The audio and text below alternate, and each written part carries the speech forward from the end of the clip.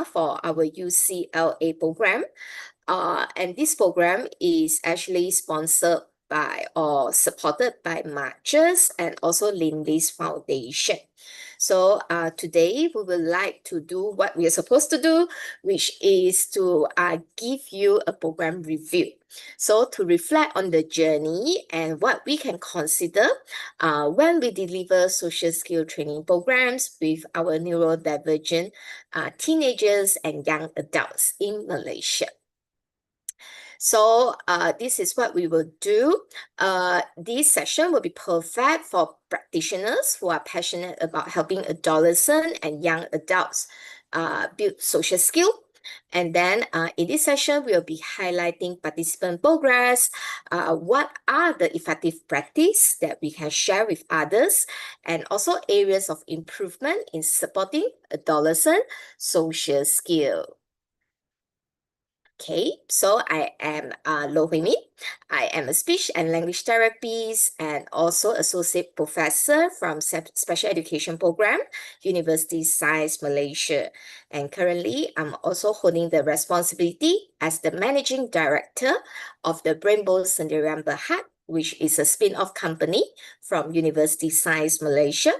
And then since 2021, I had delivered 9 groups of UCLA peers social skills training program in Penang with different trainers.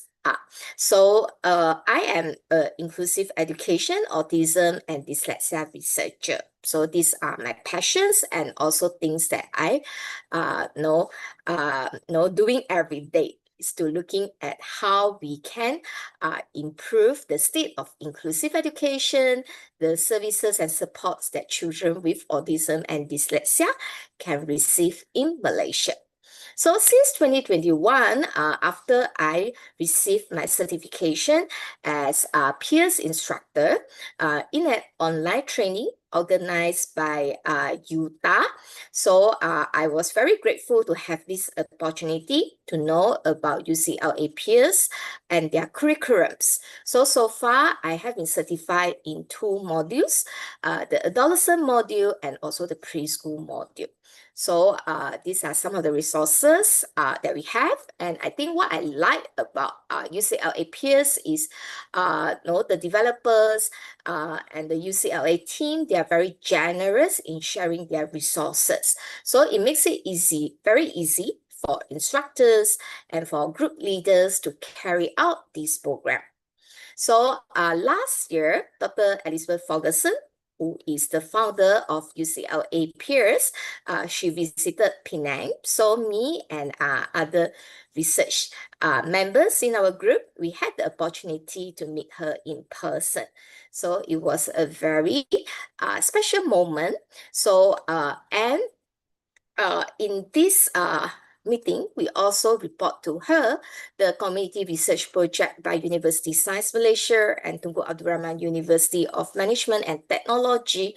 And this research project is supported by Marches Malaysia and also Lindley's Foundation, an international philanthropy foundation that had provided the funding for us to carry out this research project.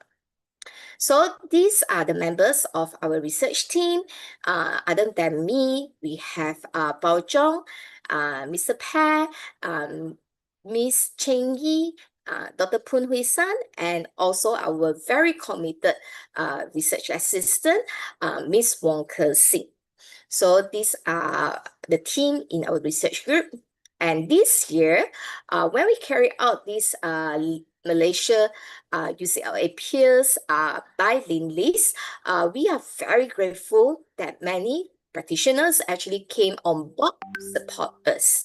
So the group leaders for this training include myself and Dr. Miss Jasniza Johari, and then we won't be able to actually do it without the supports of our volunteer practitioners, including Dr. Ranjini, Dr. Chong, Dr. Nurul Shahida, and Miss Yasmin. So these volunteers, which are very high-profile volunteers indeed, they actually play a very important role to support us in this journey.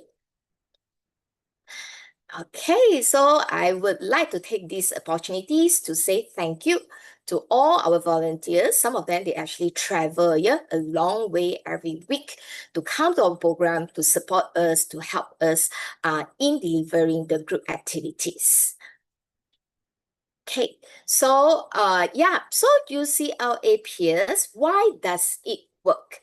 So one thing is this program is very evidence-based. If you go to Google Scholar, you put in peers UCLA, at that time, a few months ago, I managed to retrieve 353,000 literature.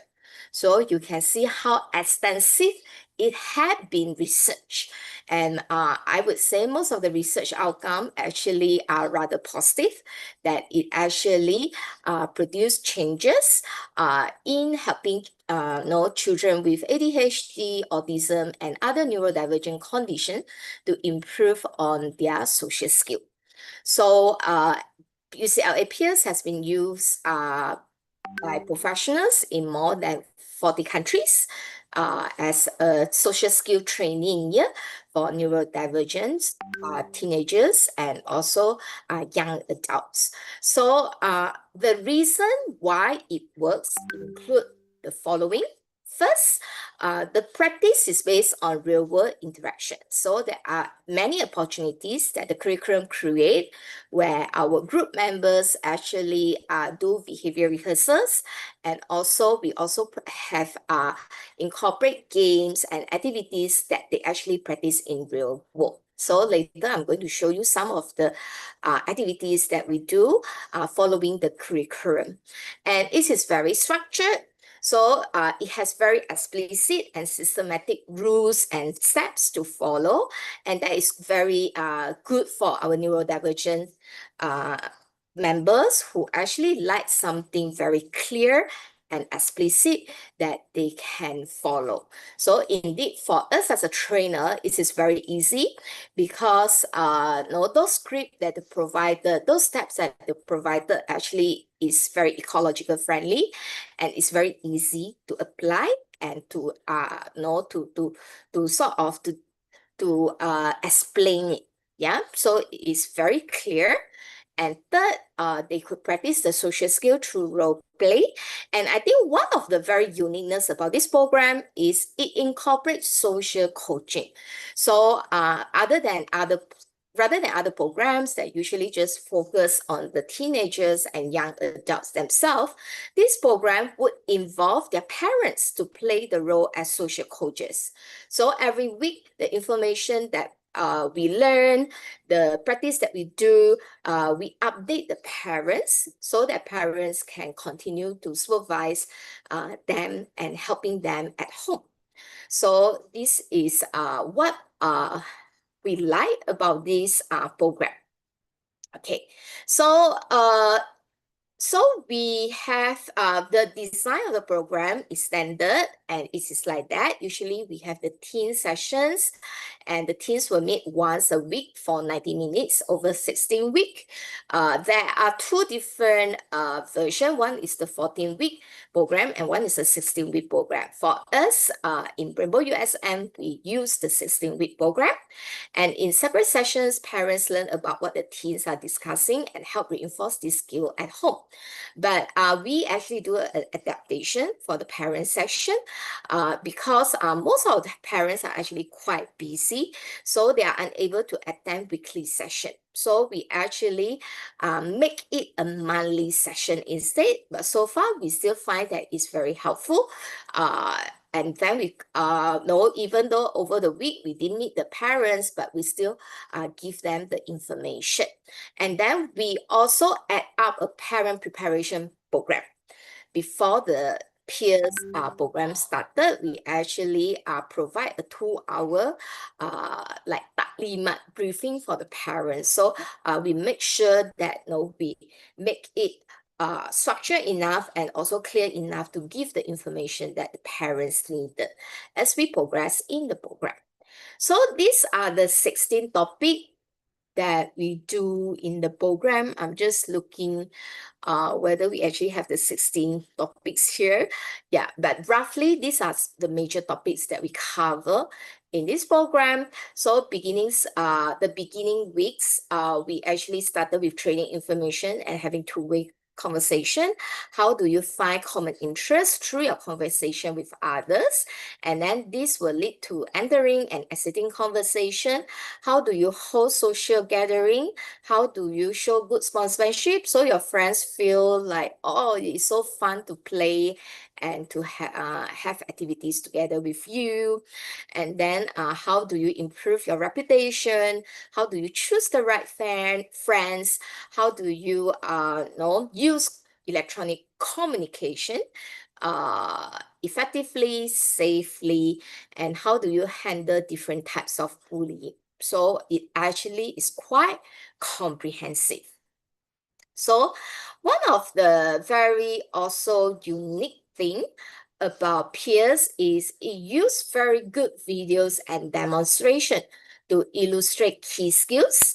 And then some of the videos we also share with the parents so that the parents have a better understanding of what are the skills and what are the steps to perform these skills, such as starting a conversation or trading information. So I have two versions of this video. First, I would like to share with you the original video that you can actually freely access from UCLA Clinic YouTube and also their website. So let's watch the original version first.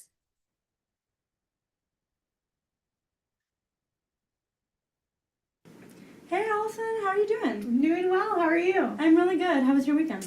It was really nice. How was yours? It was great. I actually went to the movies. Oh, cool. What did you see? I saw that new sci-fi movie. Oh, I've been wanting to see that. Yeah, it's really good. Yeah? Yeah. Have you seen the first one? I did. I saw the first one. I need to see the second one. Yeah, the first one was good too. Yeah. Do you think they'll make another one? I hope so. I know, right? I really hope so. Yeah. Did you read the books at all? I read the first one. Okay. Yeah. I read all of the books, so I really hope they make a third. Yeah. Yeah, so this is the original video, which is actually rather clear, but when we use this video with our group members, especially the junior group, they find it a bit difficult to follow because the speed of speaking is rather fast. If we reduce the speed, then the video becomes very boring. So then after that, we actually proceed to record our own videos, but these new sets of video we are unable to share at the moment because we will need to get approval from UCLA Peers Clinic before we could publicly share it. But just for your preview, we end up decided to shoot our version of videos. It's still English version, but we made the script simpler, shorter, and we have more pauses for our group members to digest the information. So now I would like to take this privilege to show you our new recorded video. Hi Kasing, how are you? Hi Daniel, I'm fine. How are you? Yeah, I'm good too. How was your weekend? Oh, it was pretty good. I went out with my friends to see the movie. Oh, that's nice. What movie did you watch? Oh, it was the new comedy movie that everyone has been talking about. Oh, that's cool. I've been wanting to see that. Is it good? It was really good. I might see it again. Oh. Do you like comedy movies? Yeah, I do. I read comedy books too. Oh, I read them all the time. Same here. Okay, so as you see, the content is rather similar, but we made the script shorter and also more reflective of how we talk in Malaysia. Yeah, so another thing that makes the program very effective is the parents have to discuss the home assignment with their teens, and this actually provides weekly practice of their new social skill, and then we actually check whether they have completed their assignment every week when they come back. Yeah. And then what makes it also very easy for the social coaches, which are the parents, is we teach them buzzwords that they can use to remind their teens on certain aspect of social skills that the teens can further acquire, like they can strengthen. Yeah. So in peers program, some of the buzzwords I like trait information to actually refer to having a conversation. Assess interest is actually referring to observing body language. And hogging is when they are dominating the conversation. So these buzzwords are actually important because it incorporate complex meanings. Rather than giving a long lecture to the teens how they should be aware of. These buzzwords actually summarize a lot of important concepts to make it easier for them to remember. Yeah. So the parents are also told to use 4P. So we actually let them practice. We tell them what are these 4Ps, and then they also have to practice it during our social coaches sessions. And they will use these skills to actually provide positive feedback and corrective feedback to their teens. So some of the parents actually say that, like they actually didn't actually expect that this program is also a self-development program for them. So they actually find it quite fulfilling and also kind of rewarding that they themselves had gained something from this program. Yeah. So now let's move on to our project participants here. So in the second session, I will actually show you how do we collect information and data from the research, and then what are our findings. Yeah.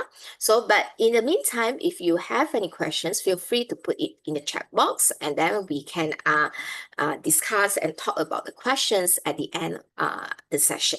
Yeah.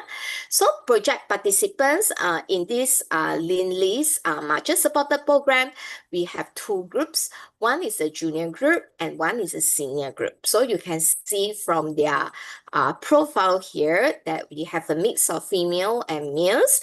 For the junior group, they are all below 15 years old. And for the senior group, they are all 17 years old and above. And then the KBIT is their IQ score. We actually did a baseline IQ score so that we can understand their cognitive readiness for this program. So as you can see, there is actually a variety in their IQ scores. We have the highest score, which is above 100 up to 130. And we also have scores which are lower, like 75 and 85. But those with a lower score, we also interview them. And then even though their skills and their knowledge are different from those with the higher scores, but we still feel that these programs are suitable for them and we can engage them. So that is the reason why we still recruit them or we still, how to say, we also have them as our group members. Yeah. So this is our senior group and our junior group. So these are the measures that we use in this research project. We have Kaufman Brief Intelligence Test. We have Test of Adolescent Skill Knowledge, which is from the UCLA curriculum itself. And we also use Leibowitz social anxiety skill, and all these three skills are, I should put the Kaufman is actually not self-reported, is physical assessment. But the self-reported one is TASSK and LSAS. And for the parents, we let them fill in the social responsiveness skill too. Yeah, so these are the measures that we use. So now I'm going to share with you what we have found here from this measure. So Kaufman, we only do it as a pre-program assessment. We didn't actually do it after the program. And parents were asking that, hey, can you do the IQ test again? And then we say no, because it is not of our objective. And also our programs are not designed to actually improve the teens' IQ. So that is the reason why we didn't do repeated assessment for the IQ. But we did do it in the beginning, as I mentioned, to get an understanding of their cognitive readiness.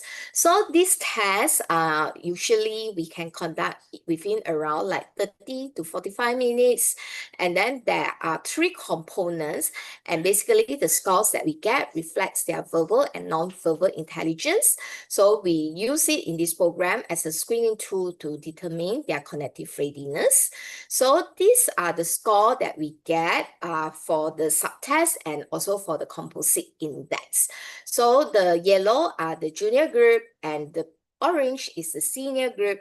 So as you can see, for the verbal test, the seniors are higher than the junior. Similarly, for the non-verbal test and also their IQ composite score. So I think this is merely reflecting their age-related cognitive development. Yeah, but what we can see is the lowest base in average, they have a group IQ score around 80 and above, which is actually rather sufficient for them to perform rather functionally in the social group program. So we have 3 research questions. One is we want to know whether the UCLA peers enhance our members' social skills knowledge, and whether it reduces their self-reported social anxiety, and whether does it improve their social responsiveness. Yeah, and also many of you probably aware that SRS tool is also sometimes used to actually profile autistic characteristics. Yeah, so so this is something that is quite interesting as well. So later I will further explain on that. Yeah, so let's look at the tools that we use and what are our findings. So first, I would like to start with their social knowledge. Yeah, so to understand whether there are any changes in their social knowledge, we use TASSK, and this test is actually specifically designed to see whether the participants, they actually gain improved social knowledge after they participate in this program. So things which are asked in this test are actually many correspond with the skills that they are learning in the program. Yeah, so for example, when someone teaches you, the best thing to do is, and then they choose from a set of multiple choice options. When people are not playing by the rules, what do you do? So there are 26 questions, and these are our findings. So on the left is the junior group. So we can see the junior group, actually the group score shows that they improve significantly after the peers program. And then it is a 3.67 point gain. And while the senior also show very good improvement after the program, and it is even a higher gain. It's a 4.43 point gain. So the findings tell us that yes, they actually experience better social skill knowledge after they completed the program. So what is also worthwhile to note is the R score is very high. So it actually reflects very good reliability of this score. So for the junior group, 80% of their response are very consistent when we look at their pre-program score and their post-program score. And similarly for the senior. So it reflects very high reliability in this set of data that we are looking at. Okay, and the second research question is, do they experience reduction in social anxiety? So for this, we use LSAS, and LSAS is a 24 items tool, and it asks the teenagers and the young adults to actually report on how they felt in different social situations, whether they experience fear and avoidance. And then it is also useful for us to see how severe is their social anxiety, and we use this tool to track changes. So the questions are very simple, like, do you feel anxious? Do you feel fear when you're talking to classmates or others on the phone? So they can rate how they feel. Do you feel fear when you participate in work groups? Do you avoid to do that? No, and so on. Okay, so this is our results from LSAS. So for the junior group, we can see a very significant decrease of the score from the moderate social anxiety level to mild anxiety level. No, it's actually showing a very significant reduction in severity level of their social anxiety. While for the senior group, we can see that the score also decreased from 26.67 to 23.50. But because of a senior group, I think because of their maturity, their anxiety level actually is much lower than the junior group when they start the program. But it is important to note that they experience further reduction after the program. However, statistically, these changes is not significant. Okay, so next, which is also our last research question, is our parents report. So for the parents report, we use social responsiveness skill tool, SRS tool, and then we use these skills for the parents to fill in, and then the parents provide information about their perceived social awareness, social thinking, social communication, and social motivation of their kids. And other than that, these skills also look at restrictive interests and repetitive behaviors. So these are the finding, the overall finding.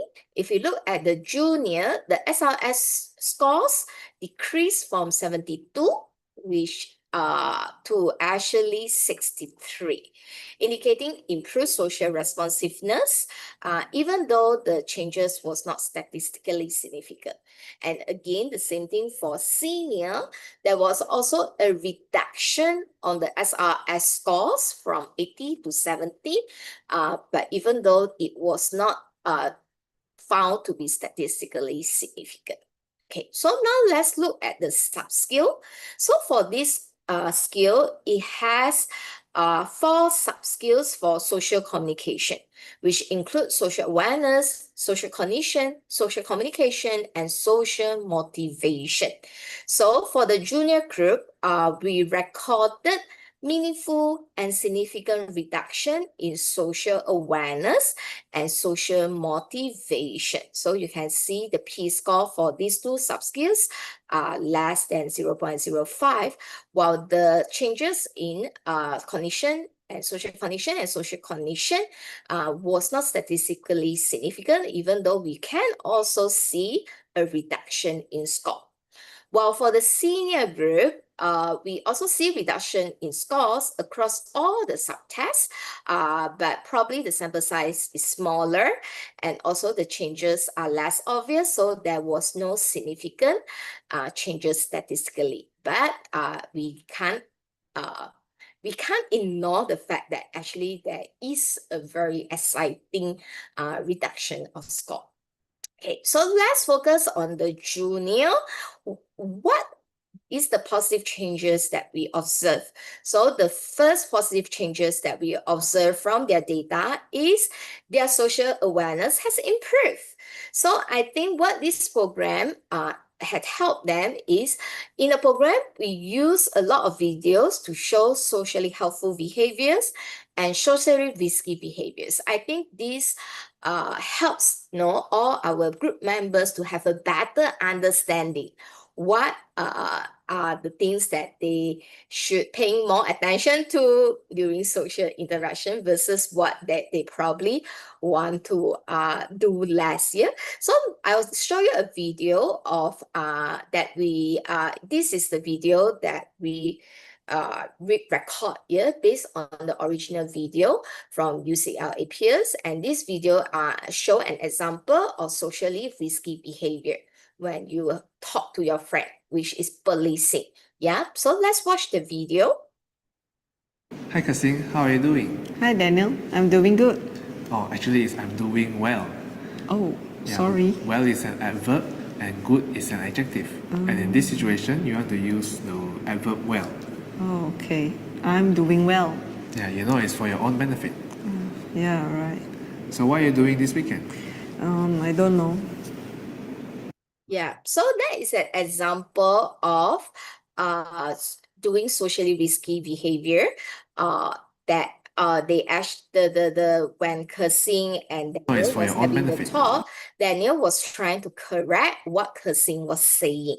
Yeah, so that actually make cursing feel uncomfortable to have further conversation with him. Yeah. Okay, so another thing that we recorded was our juniors also become more socially motivated. So I think the reason might be because now they know how to start conversation. So this program, we repeatedly let them practice on how to start a conversation with others, and it was actually divided into starting a conversation with just a friend and also starting conversation with a group of friends. So there are different videos that we use. Some of the videos are showing the socially helpful way, and some of the videos are showing the socially risky way. So again, I'm going to show you the peers roleplay video, and this is our adapted video from the original UCLA peers video. Hi Aisha, how was your weekend? It was good. How was yours? It was pretty good. So, what did you do? I just hung out and watched some movies. Oh, so what movies did you watch? I watched a couple of comedy movies. Oh, really? I like comedy movies too. Really? Yes. So, what did you watch? I watched a little bit of Paddington Marathon. Oh, that's awesome. Those are classic. Yes, my favorite one is Paddington number 2. How about you? Definitely Paddington number 2. Hard to beat that one. Yeah. Hey, you guys are into Paddington also? Yes. Yes. Are you? Oh, yes, sure. Don't know if you have heard, they're showing Paddington in Peru again next week in the cinema. No way. I see. Yeah. Okay, so again, for this video, it shows how Daniel joined into the conversation. And then some of the tricks that we teach the team is when you want to join the conversation, you have to find the common topic. So in this video, Daniel successfully find the common interest and he used the common interest to enter in a conversation with them. So it will be a successful way to enter conversation versus if Daniel suddenly came and then talked about something else. So maybe Aisha and Kasim will be less ready to actually have a conversation with him. So we show this video, we explain to our group members, and then we also have them practice in person. How to actually enter a group conversation using socially helpful skills. Okay, so so moving on, what we found to be quite interesting is because obviously initially when we use SRS tool, we just want to look at the social skills and how the social skill have changed. So by right, we should be actually just look at the social awareness, social understanding, social communication, and social motivation. But because SRS tool is also designed and being used as a way to assess autism, so this tool actually also incorporate some items that reflects repeated stereotype behavior. So which is this RPB. Yeah, so if you look at the changes of RPB, we were surprised to find out that that is also a significant changes. So especially in the junior group, the restricted and repetitive behavior, there is a very significant changes from 77 to 65. These are the T-score. So 77 means originally this junior group average, their score is actually 2 standard deviation away from the norm. But after the session, their repetitive and restricted behavior actually reduced as a group from 77 to 65, which is near to 1 standard deviation from a norm. So it's very encouraging to see how a social skill program would actually have an impact on that. Yeah, so SCI is their social communication index, while total is the total SRS composite score. Let's look at the senior.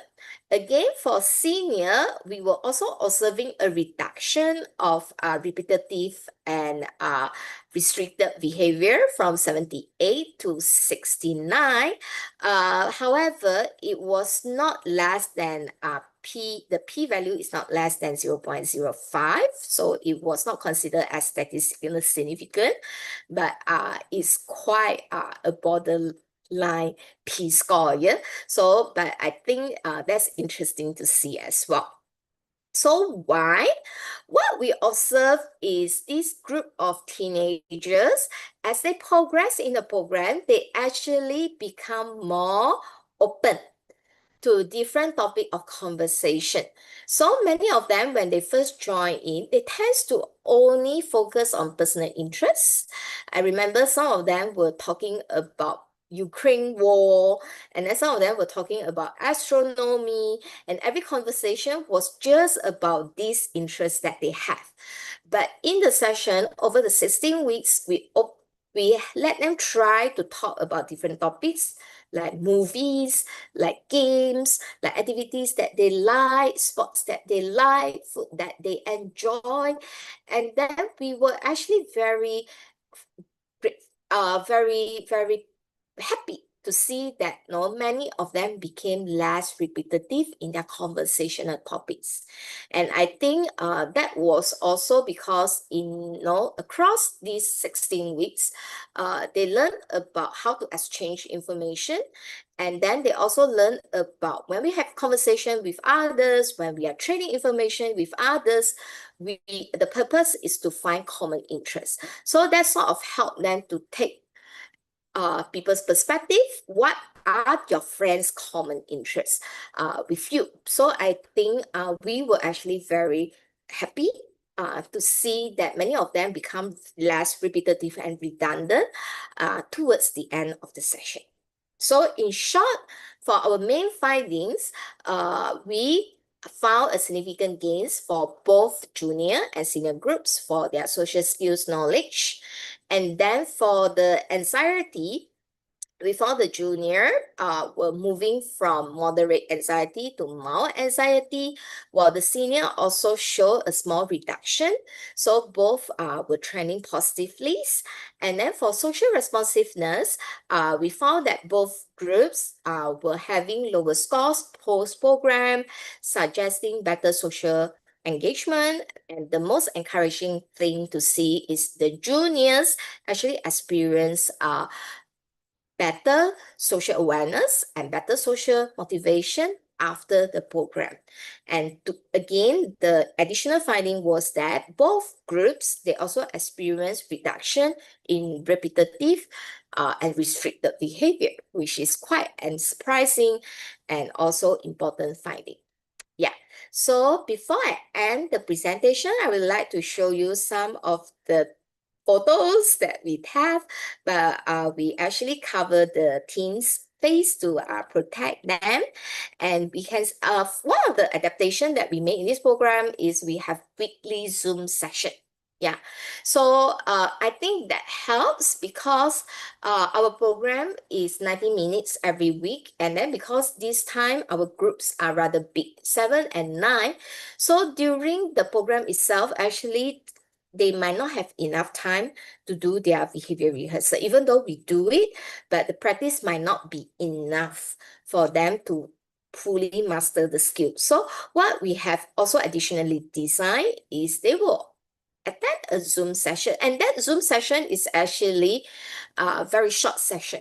So middle of the week, we will have them come into Zoom in smaller groups, and then they will practice that particular skills that we discuss on that week. And that we usually easily finish within just 10 to 15 minutes. But even though it takes additional effort to do this, but I found that it was very important because we really can see how they master the skills better and internalize the skills after we have this additional element in our program. Voiceover off. And also, what the kids are very excited is in the middle of the program, because we talk about sportsmanship and also get together. So we actually discuss the get together. We actually had a rather lengthy discussion of what we want to do for a get together. It took us a few weeks to actually have different conversation around that. So what our senior have chosen is they want to have a birthday party after they found out that one of their group members actually never celebrated his birthday. So they actually host a birthday party, and they were participating in discussing. In the curriculum itself, it talks about planning get together using the five W here, like what, why, when, where, and how. So we use that as a framework for them to design and to plan their get together. So they were the one that planned out the get together, what they want to do, when they want to do, where they want to do it. So they had a blast during the get together. And for the junior group, they decided that they want to go to watch movie. And then it also takes like a few conversations to decide what movie to watch, where to watch. And it's kind of nice because some of them, they might never go to a cinema together with their friends. So it's like their first friend outing. So we also had a blast in the cinema. And after the cinema, we also went to have a meal together in the food court, and then we go back. And this time is parents free. Yeah, it's just themselves in their friend group, and then they decide what to do. And then what I think is also very interesting to see is during the get together as well, they help one another. So like for example, when we came out from the cinema, a boy suddenly realized that he forgot to take his bag. So he ran back to the cinema to get his bag. And then one of the team member actually suddenly realized that, oh, the friend is not there, and he become very worried, and he will actually expressing concern. So I think this is actually something very grateful to see how they are developing the social awareness, and how they actually express their kindness and helping one another. So that is our get together photos. And then every week we have the game session towards the end, and then we let them decide what games they want to do. Sometimes they do board games, sometimes they do card games, and sometimes they do trivia. So during the games, this is an opportunity where they practice trading information, they practice good sportsmen, they practice what not to show the socially risky behaviors like coaching, not to police, not to like being too bossy, and so on. Yeah, so this is also usually one of the highlight of our session. Yeah, so before I end, I would like to take this opportunity to thank all our group members, our group leaders, and our volunteers for striving through these 16 weeks. It's actually not easy. It's not one person effort, it's a group effort. So special thanks to our research assistant, Kersing, who are being a very strong pillar, and who actively communicate with all people involved to put the program together. Yeah, so And then moving on, we are also continuing to offer this program. So in September, we have a new intake. So currently, there are already a group of teenagers and young adults sign up. So in September, we are opening up two groups at the moment. One is the adolescent group for 11 to 15 years old, and one is the young adults group. And this will be the first time we are conducting the young adults group as well. And we also have prepared our materials accordingly. So for anyone that you would like to refer your clients to this program, you can contact us and speak to our team lead for the program, which is Kersing. And then for others who are not in Penang, from the information that we get, we also have different peers program, especially in the Klang Valley region. So you can get this information online. Yeah, so these are some of the QR code that we have generated if you would like to scan to the program nearest to your place. Yeah, I think just that I have for tonight. So let me end my sharing. Okay, I can't see my, yeah. Okay, so let's see if we have any question. Let me see my chat box. Oh, okay. So all of you are focusing very well. None of you have chance to write down questions again. But Kersing has put down something for you here in the chat box. So that is our feedback form. Dr. Low, can I just say something? Dr. Lai Yes, here. please. Dr. Yeah, Lai. yeah, I just want to congratulate Dr. Low and her team for doing such a wonderful study. I think this is one of the very beautifully done work. First time I see young ASD children after 4 months can actually start interacting with each other with less anxiety. Excellent job, excellent job. I've been looking for something like this for a long time, but this is the first time I actually come across. Thank you very much for doing this work and sharing with us. Yeah. Thank you, Dr. Lai, for your encouragement. Thank you so much. It's so meaningful and so happy to hear this from you. Thank you.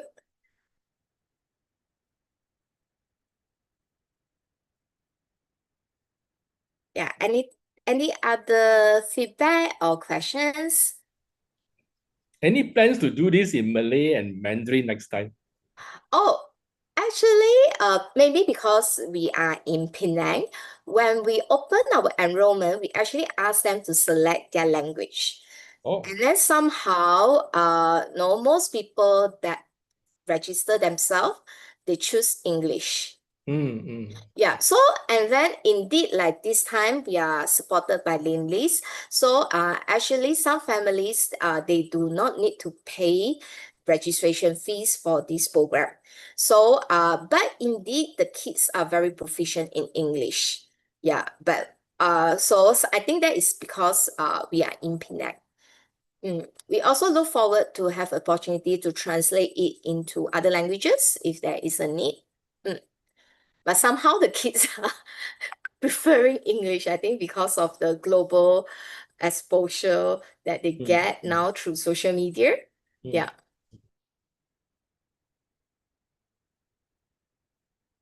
But maybe in other places, having this program in Malay language and Mandarin will be very instrumental.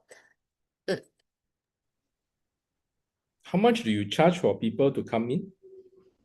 Oh, so we for the List, because it's a funded program, so the kids actually in the beginning, we are hoping to open up this opportunity for families from the B40 household. So we actually share this, but we received the feedback from other non-B40 families say, hey, no, why we restrict their opportunity? So, and what happened is for that program, we initially it was only designed for recruitment for one single group. So end up because many people have signed up, so we open up to 2 groups and we divide them into the senior groups and the junior groups. So those that are not from the B40 family, they actually pay they pay subsidized fees of half original fees lah, at 50% of the original fees. So that is what happened for the Lin list. But coming next, we are following the standard fees. I think in Penang and Klang Valley, the whole program, the standard fees is around 2.8K. Okay. Yeah. And the reason why the fees is relatively high is because we actually need a group of people to run it. Yeah, it's not actually, if you're looking at a profitable program, then this is not one that you want to run because the cost is actually high. We need a place which are suitable to run a group program, and we need at least 2 group instructors and also an administrative person. So that is the minimal resource that you have to get ready lah when you want to start the program. So why 2 group instructors? Because we are supporting both the adolescents and also their parents. So there is actually many contact times with the family. That's one thing. And the other thing is because the program spread across 16 weeks. If you only have one person running the program, then you might find very difficult to complete the program because certain weeks you might have other commitments. You cannot run the program. You have to postpone it. Then no, you cannot see the end date of the program. So to avoid this from happening, because it will affect the kids' motivation and also the momentum of learning. So we make sure that we don't disrupt the program once it's started. So by having 2 group instructors, then sometimes if one is away or overseas, then we cover for both groups. So that really helps a lot. And then the other thing is some of the kids that they come, even though they have a diagnosis of ASD or ADHD, but some they might have some comorbid mental health problem. So during the program, sometimes they might show their anxiety or some disruptive behavior that would actually very important for us to actually bring them out of the group to calm down.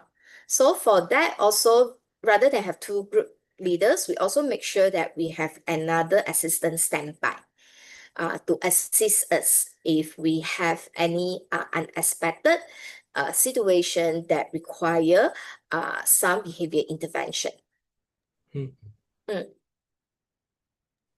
You may remember an American boy who joined your group. Yes. I think they have gone back to America. Her mother was really singing praises of what you are doing. Oh, yeah, we're also very happy to have him. And then in beginning, just as other boys, sometimes they are quite active, but we really see him blending into the group. And then we also so happy to see their friendship spark. So when he had to leave to America, some of the group members were very sad. And then they exchange contact, and then they say they want to keep on contacting one another. So it's very special to see how their friendship sprout, even though they are from different cultural background. Yeah.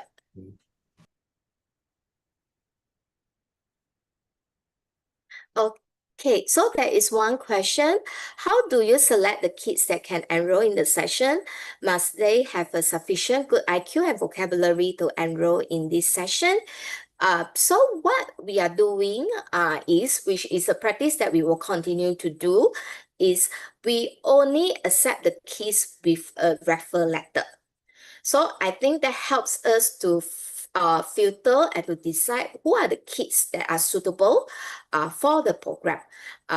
Because it is very difficult for us to do a comprehensive assessment in the beginning because that would add up to the cost. So what we are doing, our practice now is we will request the parents to get a referral letter from the professionals, and then the professional will give us information about the condition of the child and anything that we need to take note. This is our first step. The second step is we also do the baseline IQ test using the common brief. And then from there, we have an understanding of their cognitive readiness before they start the program. And that common brief also comes with verbal tests. So it also gives us an insight of their vocabulary knowledge. Yeah. So, but like I mentioned, the children that we get for the lane list, because we want to make sure that we enroll children from different ethnic background and also children know from like even though if they have slightly lower IQ indicators, but if they could participate, we still let them join us. And what we notice is they gain in different ways. Even though their gain might not be as obvious as those with a higher IQ, but we notice that social awareness-wise, social knowledge-wise, they also has improved, and we can see in how their behavior have changes. And then something wonderful that we see is other kids also become more tolerant of individual differences when we kind of have children with different condition. So for example, in our group this time, the junior group, we have a girl with some pragmatic language issue. So even though he could understand the information that her friend shared during the conversation, but when she replied, she couldn't use the right words or the right phrases. And then it was so nice that when we see towards the middle and the end of the session, all the other friends actually changed the way they talk so that they can cue her what to answer. And it's very beautiful to see how they naturally develop that ability to assist their friend in trading information. And that girl also gained a lot towards the end of the session, where we can see that she is using more socially appropriate and semantically appropriate words in conversation. Yeah. So in short, we actually get a referral letter because the reason is our center is not a service provider for other programs. So we do not have in-house speech therapists and psychologists. So that is the reason why we need a referral letter. But I think using a brief IQ test will be a good idea to get a baseline understanding of their ability. And also, it is important to know this program might not be suitable for those who are minimally verbal, because the program requires a lot of conversational practice. So for a child who is not verbal enough, then I think it will be quite stressful for that child to be part of the program. So I think this is one thing important to take note lah. Yeah, so if no further questions, I think we can end it here. So thank you so much to Dr. Lai, and thank you so much to all of you who attend this program, this webinar, and feel free to give your feedback to us, and feel free to also let us know if there is any way we can also provide you with information or any kind of support that you need. Okay, so thank you so much, and Thank you then very hope to much. see you again. Thank you. Bye-bye. Bye. Bye-bye.